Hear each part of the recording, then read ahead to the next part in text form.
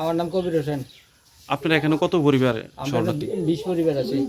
আপনাদের বাড়ি কোন জায়গায়? এই ইন্দিরানগর 8 নং ওয়ার্ডের বক্সিবাড়ি। কতদিন ধরে আছেন এখানে? 7 দিন। তো এই 7 দিনের ভিতরে আপনারা এটা কার বাড়িতে আছেন এখন? এটা রশিদ মিয়ার বাড়ি।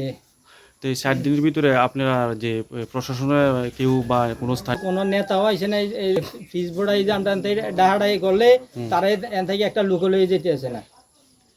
তো আপনারা এখন এই যে শিবিরের ভিতরে কোনো সরকারি সাহায্য পাইছেন নি? একটি আর অনুদানও দিছে না। একটু আগে মালিক মিয়া ফোন করছিল এদিকে আইবো, অহন পর্যন্ত আইসে না। আর শিশুদাস আইছিল, শিশুদাস বারবার খোঁজ খবর নিছিল ফোন করিয়া। তো এখন এই যে আপনারা যে পানীয় জল বিশেষ করে খাবার টাবার সমস্যা হইতেছে না? সমস্যা তো হইতেই আছে। সমস্যা নিজেরা ম্যানেজ করে নেওয়া লাগতেছে কিতা করন।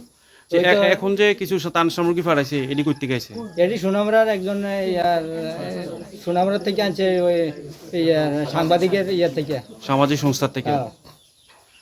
তো কি বলবেন আপনি এখন এই বিষয়ে? আপনারা কি বলবেন এই বিষয়ে? আর আমরা কিতা কম সরকার কাছে, আর কিতা কম আর নেতার কাছে আমরা কিতা কয়? আমার তারা তো দেখতে আছে।